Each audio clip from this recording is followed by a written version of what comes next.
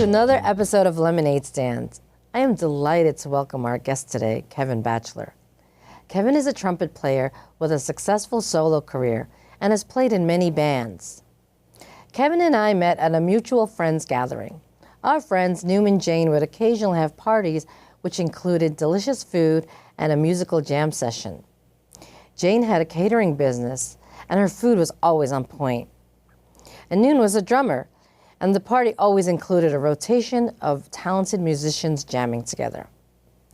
I remember my husband and I going to one of the infamous parties. Kevin was there and asked, "Is this your first time at one of their gatherings?" We replied, "Yes."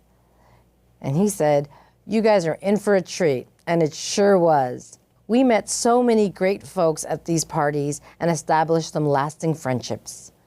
Sadly, our friends Noom and Jane have passed away, and we miss them dearly. Their legacy lives on through their love they shared with their guests, as well as Noom's music and all the savory memories of Jane's cooking. Kevin has now become a family friend, and we continue to reminisce about our shared friendship with Noom and Jane. At one of Noom's jam sessions for Make Music New York, Kevin played a beautiful solo. But talking about Kevin doesn't do him justice. You need to listen to his playing and see what I mean. So here's a clip from that jam session. Let's watch.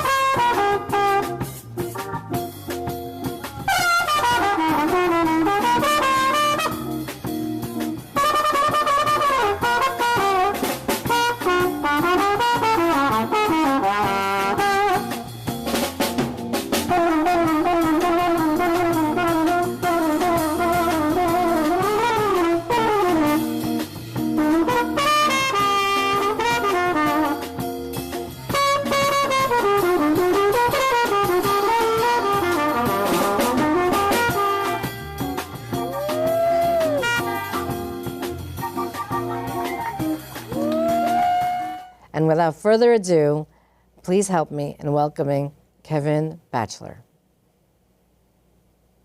Hello, Kevin. Hey, so nice to see you. Thanks for being here today. I appreciate you. That's great. So I know a little bit about you, but not a lot, actually. So please tell me and everyone watching, of course, a little bit about yourself and how your musical path started. I was born and raised in the Midwest, St. Louis, Missouri. And there went to public schools, and music was part of the curriculum. It was a normal sort of thing growing up. So that was some of the early sort of experiences with music. But before that, my mother was a big music fan. She bought a lot of records, and I used to listen and connect with music from a very early age. So it was a good idea that I was able to sort of, you know, connect and internalize music at an early age. So when I became a musician, it felt very natural. Yeah. You know, so those are my early influences, going to church with my grandmother. Yeah. That's kind of the normal thing that we would do in our community. And I had an older cousin who is a great multi-instrumentalist. He was the first professional musician I was able to sit down with in a room and discuss music. So there's a few things in my early. His name's Michael Higgins, Okay. cousin, big up Michael. So he influenced me early, going to school, listening, combination. But my mother is definitely the reason why I think I'm a musician today, because the music that she played in the house, I just connected to it. Oh, wow. Very early age. What do you remember some of the music she played? Like what stuck out for you? Well, in St. Louis at that time, well, there was, she had a collection of music, but the radio was very popular. We, Sam and Dave and all these things. I remember growing up, putting on clothes in kindergarten. My mom would have the radio on every morning, and I could just remember some of the songs that was played. Like I said, Sam and Dave, Downtown by Petula Clark. All these amazing, different array of music as well. So I was listening to some R&B, some soul, some of the '60s pop that was going on in the day. So I do remember some of the, and then my mother would put on records, and I would remember standing over the turntable and just kind of watching the thing go around. And some jazz records and stuff. She had some Art Blakey and jazz. Yeah. Lots was going on, and my mother made sure. And then she loved Isaac Hayes. She loved Aretha Franklin. So no matter where we moved to, she always kept a nice collection of records. And she actually took me to my first live music concert, which was the great Isaac Hayes. Wow, that's really nice. So lots of internalization of the art form. I hear you. I have a similar background where, church is an influence in school and chorus. And then my mother, too, was a big influence on me as well, because I remember waking up and getting ready for school and listening to the oldies station and stuff. So a lot of that sunk in, too. So, but why the trumpet? What really guided you in that direction? Well, I started out, in church. There were church musicians, and my mother would ask me after the church services, what instrument or what. So there was a young man that was playing guitar. His name was Jimmy, and he was very, very good. So I tried the guitar for a while. I was influenced by him. And then my mother, like I said, I dedicate my career to her because she always just kept it moving in terms of me being involved. So she was a big fan of the jazz musician Yusef Lateef, saxophone and flute.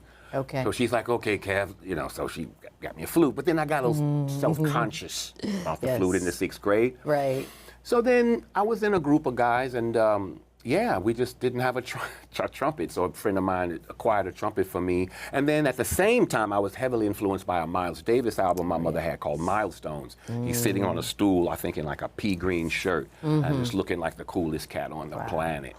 So I kind of dove into that and thought that was cool, learning all these songs by Kool and the Gang and some of the early instrumental bands in the 7th and 8th grade. So trumpet kind of ended up with that, liked it. Nice. Other people did, I hoped, kept encouraging and everything. I mean, Miles, come on, that's right there to study him and all that too. Well, I was lucky to see Miles in Boston years ago during my college days and really see the man himself, so I was sold. That's awesome. Awesome. Yeah. Actually, my next question is about who are some of your musical influences? Sure. And what did you learn from them? I mean, you mentioned a couple of people already, but maybe. Well, when I was going to college, when I moved from St. Louis up to the East Coast, there I actually got to see some of the people that you would see the records. I got to see Freddie Hubbard, and I got to meet and be around a lot of the great jazz artists that not only Art Blakey, and I got to really kind of step up my game in terms of being in a room with people and networking and just learning and listening. Yes. But I mean, I have, so many musical influences, Well, it's been great. What are some of the things you learned from them? So, more specific. For instance, what's your takeaway from going to see Miles Davis at a concert?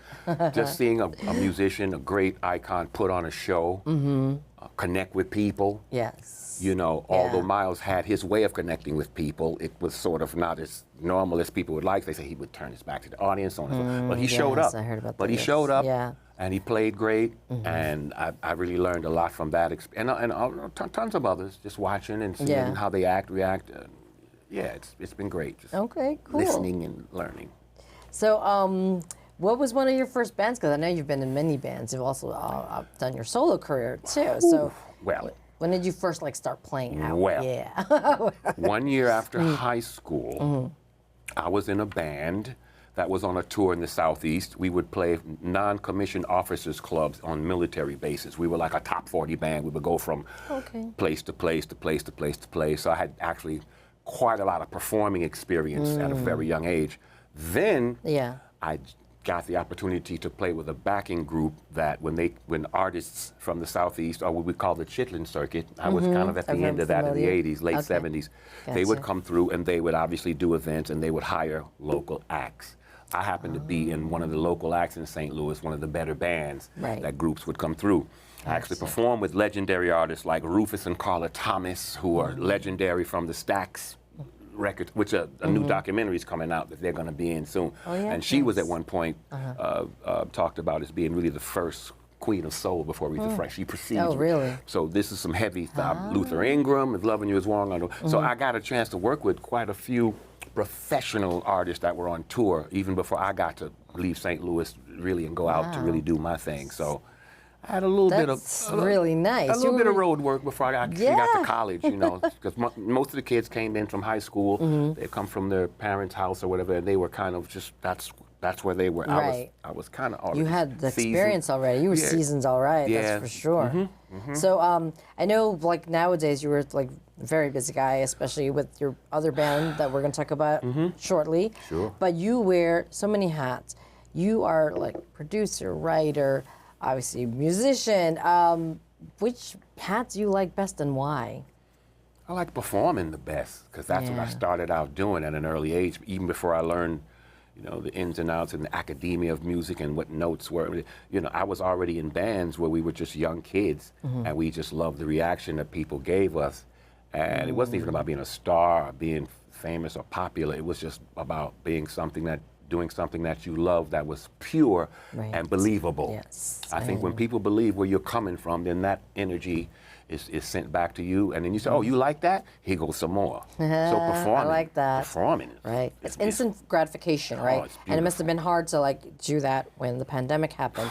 How did you pretty much get through that? And did you do any kind of like Zoom concerts or any video stuff there? Let me look back in time and see. Not so much. I had lived in the Bronx for 30 years.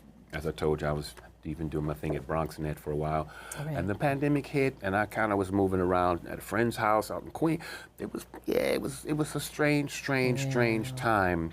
But luckily for me, towards the end of the pandemic, when everyone was still kind of doing the lockdown thing, I mean, musically, bands touring. Jason Mraz, the great pop star. Did you know about that? That I toured with Jason Mraz. No, I didn't. Summer, I want to say 2021. And he took a whole tour out that summer, and God bless him. Nobody was working, and a lot of bands, a lot of artists were still canceling and couldn't go out and didn't want to go out, and they had no parts of it. And I just love this guy so much. He's so generous. He really stepped up. We put a reggae project together produced by Michael Goldwasser of Easy Star. And he selected me, and then I contracted the horn section, and then we did a whole tour. Unfortunately, our New York date got rained out. We were playing at the Pier 17 here. This is 221. So, so that was really refreshing for us to be able to go out right after the pandemic was kind of down. We were still like in a bubble. We couldn't really go out of the tour. We kind of, it was careful. Even for Jason, we had to make sure that he stayed safe. Oh, So- I'm glad you still got to, you know, play. it I was mean, terrible. that was frustrating for a lot of So people. great. So and so great to many go people back. had to cancel gigs and everything, like you said, too. How did you get into, because I know you talked a lot about jazz, but I know you from playing reggae, especially when we used to hang out with Newman Jane. So talk to me more about the reggae aspect. Well, the transition became, I was a jazz performance major at the Berklee College of Music, and I was playing with a reggae band of some guys that I'd met in Boston. My first reggae band, in fact, was called Healing of the Nation. Good friend of mine, Eugene Gittins. He lives in Grenada now. Big up, Eugene. And I was playing with him. And then we got into the Boston reggae scene, and guys started to hire me, and this, and that, and the third. Right. So then I got with a reggae band that they would travel to New York on the weekends to back artists from Jamaica. Sammy Dredd and these gentlemen that I got to meet were friends of Sugar Minot, the great Lincoln Sugar granulated Minot, Sugar Minot. He took a liking to me, I took a liking to him. Next thing you know, I'm playing Reggae Sunsplash in 1983. There's video of that too on YouTube. You can see KB at like 22, 23 years old, summer of '83, August, Reggae Sunsplash, Sugar Minot. So we became great friends.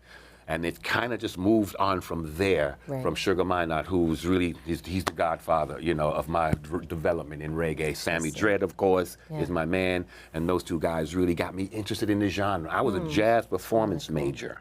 Okay, and I'm still that. I'm still a jazz guy trying to study. But these gentlemen gave me work. I was touring, and they liked me. I was That's good. awesome, man. I was And good. you've obviously branched out from there too, because like, so how did you connect with Noom? When did you meet Noom? Brother Noom, brother Noom, brother Noom. Sometime in the early '90s when he came to New York.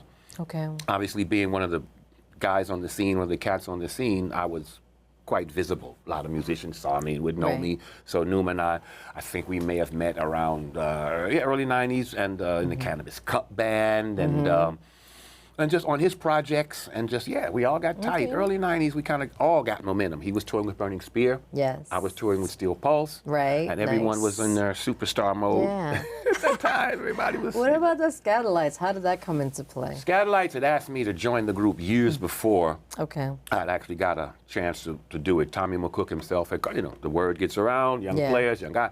But at that time, I was doing the Star Trip with Steel Pulse, so I was really feeling that. Okay, gotcha. So I thought but at the same time, I would hear periodically from their current manager now, Ken Stewart, and I finally worked it out where we were able to get me in there with another mutual friend of mine, Cedric Brooks, the great Cedric Brooks, tenor player. And he kind of helped me get in, and I loved it. Great, because I know you were doing like sideman work basically, because you know they tour all over the world, so it's like it's really hard to kind of be steady in that band too. Yeah. So your latest project though, which I went to see you at the City Winery, oh my God, we love that show by the way. And so tell me more about like how the ska orchestra like began, and also I have to say I really love the logo that you guys have, the old school token from the MTA. That's right. And please talk more about that and who created it and stuff. Yeah. Well, the orchestra started, the whole thing, the whole concept of a reggae ska big band was brought to me by our good friend Clark Gayton, who is not in the best of health right now, and we just want to send blessings and love to him. Just around hanging out, he said, man, sometimes he'd say, hey man, I want to start a big band, but we want to play reggae and ska, something that we just don't see in the norm of the music. You have your jazz orchestra and your swing bands and these things that we know have been in existence since the beginning of time. Right. And I would say, yeah, man, that'll be great, you know. And I just kept it under my hat for years and years and years and years. And in 2014, I just said, you know what, it's time. So I reached out to some arrangers and got a few charts, and we just it just kind of started organically like that. And yeah, here we are. This summer we're going to play Lincoln Center. Nice. We've been selling out venues, as we know, and you know, City Winery, and oh man, Joe's Pub was great too. That was a great turnout. And the token, I think, is just a combination of us. We just saw it like people were just thinking that this was a good vibe because it represents New York. Gotcha. You know, it's probably what you might call a collector's item now, something like that. To people who maybe don't even come from New York, they collect the token. So yeah, it's all an organic New York thing, and it's been going great. Good. How do you, like, I know there's like 20 people in the band. Did it start out that way? Did it grow as you went? And then also, how do you manage 20 people? I mean, first of all, are you managing or are you co-managing? I am the coordinator of the musicians, and I do all that kind of stuff. Yeah. And where do you rehearse? Oh, okay. So we rehearsed at Natty Garden, which is a garden center in Brooklyn.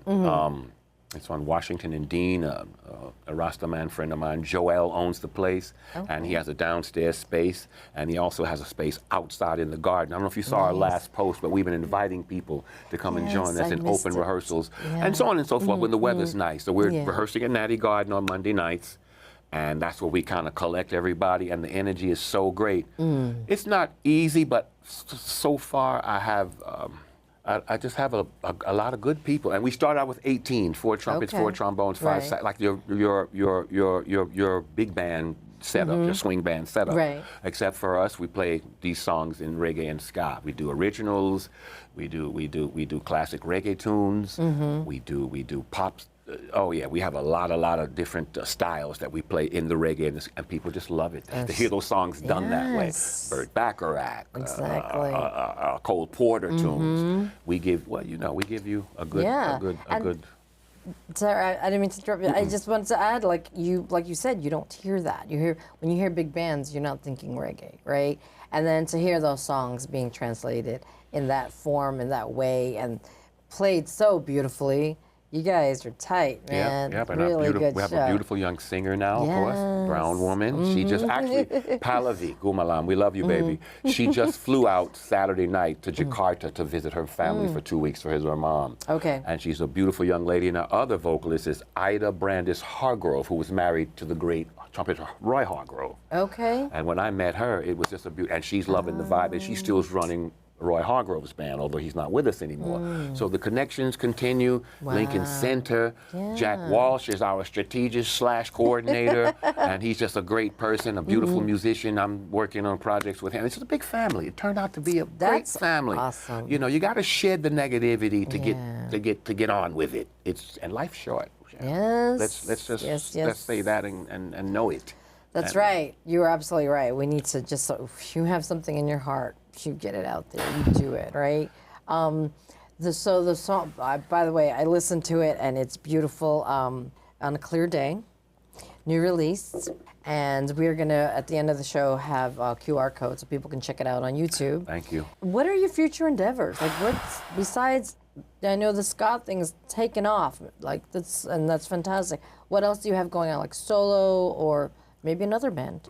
For me personally, I want to take the band into the educational field where we can do workshops, talk about the similarities of reggae, ska, and jazz and the art form. Yes. And really talk to kids. I mean, I'm really into my educational bag as I get older, and I've been teaching for 10 years for the Department of Education, doing after-school programs, getting some success with that. So I figured I would really like to take the band on a trip that we can go out and really meet with some young people. I really believe in that. Someone believed in me and helped me out.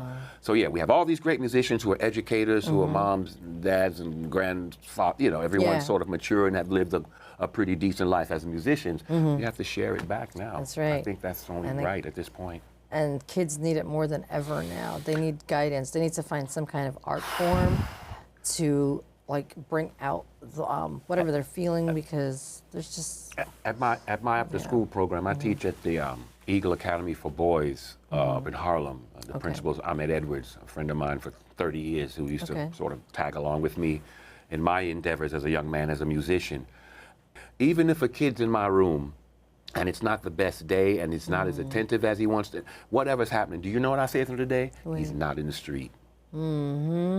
You want to have an attitude with me? Yes. You don't want to have a good day? We might have whatever, but guess what?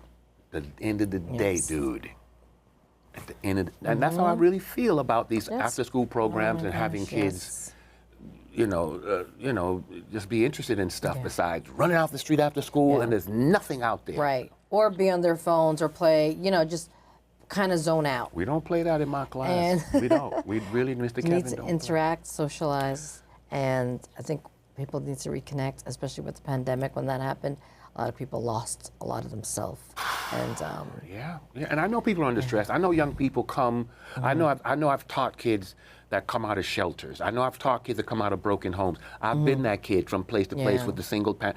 So I give it a minute, but they see me and they be like, "Yo, Mr. Kevin, not playing today," you know. And at the end of the day, okay, we're not seeing eye to eye every day, but I got you in my place. You in my care, though. You're not out there. right, You're not like out not there. on my watch Not on either, my- right? No. Exactly, I know. Nope.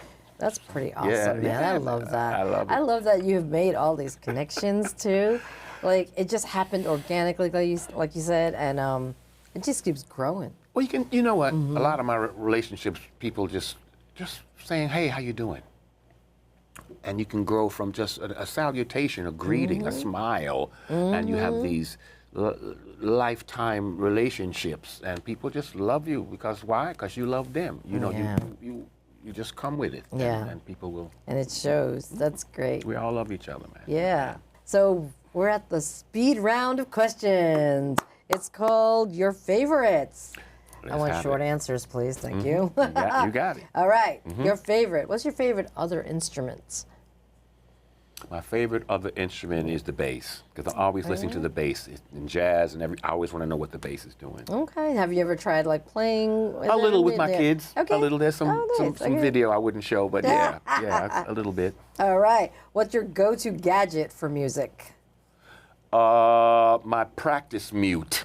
I carry a small practice mute that I can throw into my trumpet, that when I'm in a hotel or if I'm around here anywhere, I can go into a little corner and blow, and it's the best thing I can take on tour.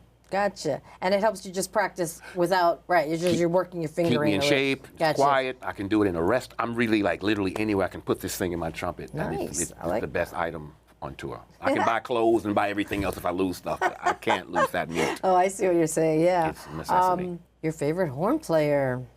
Yeah, we'll go with Miles Davis, Freddie Hubbard. There's so many, but yeah, these guys really, they're incredible musicians. Yes, influencing a lot of people. What's your favorite lemon treat? Do you have one? I've been a big fan of lemonade itself. As we were talking the other day, I like raspberry lemonade, fresh, cold. Nice. Awesome, awesome. All right. Very cool. So with that being said, we are going to cut to our lemon recipe part of the show. Let's watch the lemon recipe. And now it's time for lemon recipes. Vegan lemon loaf. Here are the ingredients you'll need for this recipe and for the icing. By scanning the QR code, you'll get the complete recipe. First, you want to combine your dry ingredients: flour, sugar, baking powder, baking soda, and salt. Then, you want to combine your wet ingredients in a separate bowl: plant-based milk, melted vegan butter, lemon zest, lemon juice. Next, you want to combine the wet and dry ingredients. Pour the milk mixture into the bowl with the flour and use a spatula to gently mix together. Do not overmix the batter, or the cake might not rise properly, and the batter should look a bit lumpy. Then pour it into a greased loaf pan and spread evenly. Bake for 50 to 60 minutes at 375 degrees. Once finished, allow the cake to cool in the pan for 20 minutes. Then transfer to a wire rack to finish cooling. You can enjoy the cake as is, or you can add the icing. If you are adding the icing, ensure that the cake is completely cool before adding, so the icing doesn't melt. I hope you enjoyed this recipe, and I'd like to send a big shout out to my beautiful friend, Kachina Randall, for her submission. So now we're at the final thoughts of the show. This is where the lemonade stand is all about bringing awareness to something. And we like to give our guests the stage at this point where they can talk about something they want to bring awareness to, or maybe just something they just want to share to let everyone know that's listening, watching today. You know, what do you want to tell everyone? Please, you have the floor, Kevin. Well, I think music education, once again, is a very important component to society. It shows us teamwork, camaraderie, and just the good feelings that music can bring to you. Now, I know it's not for everybody, but that's not the point. It's to come together and try and create something for our children. When I was growing up, this was a very basic thing. And you know, I hear about the STEM programs here in the STEM, but they should put the A in and add STEAM, because you need the arts. You just do. So I'm just telling all the parents, try and put an instrument in your kids. I mean, I just left Sam Ash a couple of minutes ago, and they're closing down the retail. It's just bizarre that this is happening from my generation till now. So I just want to say that, yeah, music education is very important to me, and I will continue to do my part to enhance and endorse all the young people out there that want to play music just for fun. Because you have to invest in the fun. Even if you want to play for fun, you still have to invest in it. It has to still come out with a certain amount of positivity and energy, you know, and give our kids something to do after school. I remember when Obama was even talking about that's the most important time of the day, in his opinion. Because when you're in school in the daytime, yeah, there's a certain amount of regiment, and there's guardians, and there's deans and these people to break up the fights and all that. But once you're out of school, you know, so yeah, I think music education is a passion of mine, and I just want to share that with everybody. So blessed love, and let's get it going. Yeah. Oh my God, that is beautiful. Well, I just want to say thank you again to our guest. Yeah, man. Kevin, thank you so much for being here. Everything blessed. And yes, bless. Yes, man. Thank you, Thank sir. You, Sharon. Thank you, my Enjoy love. the rest of your All day. right. Okay. Thank you, guys. Okay.